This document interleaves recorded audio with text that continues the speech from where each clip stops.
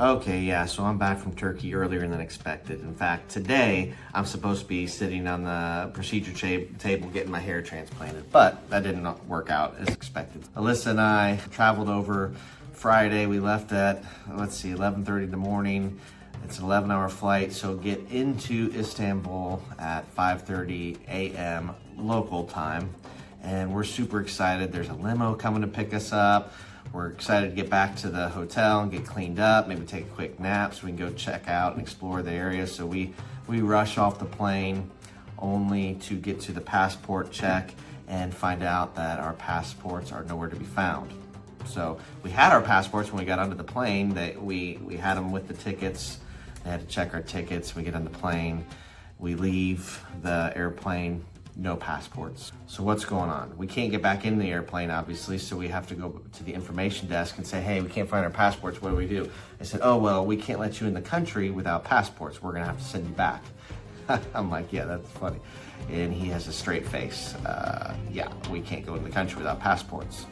So immediately we're both feeling sick, feeling terrible. What the heck's going on here? We asked him to check the plane. It probably fell out of our pockets. We just didn't check it. They have somebody, after about a half hour, they call, we see them take the call. I'm like, okay, good. They couldn't find the passports. We asked them to check again. It has to be stuck in between the seats. It probably fell out of my pocket. Check again, nothing. And so they said that they can't let us in. We look online, what do you do if you lose a passport? You can get an emergency passport through the US Embassy, which is closed all weekend, doesn't open until 8 a.m. Monday. So we're stuck in the airport. And they said they're gonna have to send us back. The only way they can do that, though, is if Chicago will accept us, Customs will accept us without passports, obviously. And it's 1 a.m. Chicago time, so they're waiting for an answer back on that. This is probably over the course of 6 to 8 hours in the Istanbul airport trying to get an answer back. Meanwhile, our luggage is on the other side. We can't get to it. There's no cafeteria open, just one of those little crappy kiosks with some sketchy looking food. So after about 6 hours or so, I come back with some cookies, not even hungry, really sick to my stomach, just nervous eating. And he says, finish what you're eating there, then we're gonna I gotta take you to the police. I'm like, actually, I'm not hungry, let's go now. And he said, no, finish your food. So, okay, I'll eat one more. I'm like, no, I'm good, let's go. So as we're walking over, I'm like, so we in trouble? And he says, well, you're not in trouble, but we may have to actually deport you. I'm like, well, that doesn't sound good. What all does that involve? Well, you're here without a passport. We can't accept you. If Chicago doesn't take you back, we're gonna have to actually deport you. We're just sick to our stomach just thinking about this scenario. This does not sound good at all to be deported. Are we gonna have to go to jail in Istanbul? And so we talk to the police. They're talking in Turkish, and ultimately they say, we're gonna give one more try with Chicago.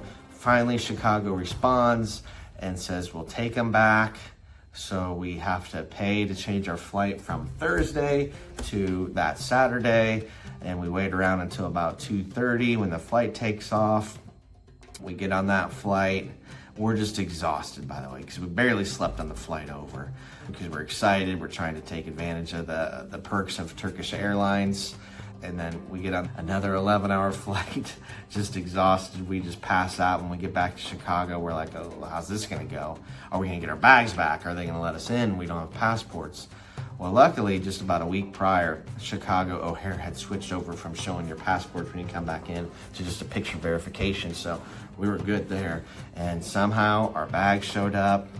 Somehow we got out of there pretty quickly and got home. So this whole thing took about 50 hours, a lot of heartache.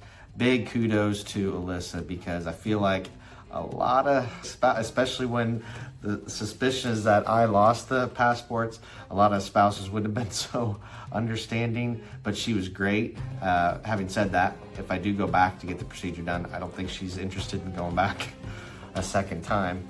I did find out afterwards that apparently it is a thing where people are pickpocketing and stealing passports on these sort of flights. I'm not saying that happened. I still feel like they're stuck in between the seats and they just didn't find them. We had to ultimately report our passports lost or stolen, so we got to get new passports.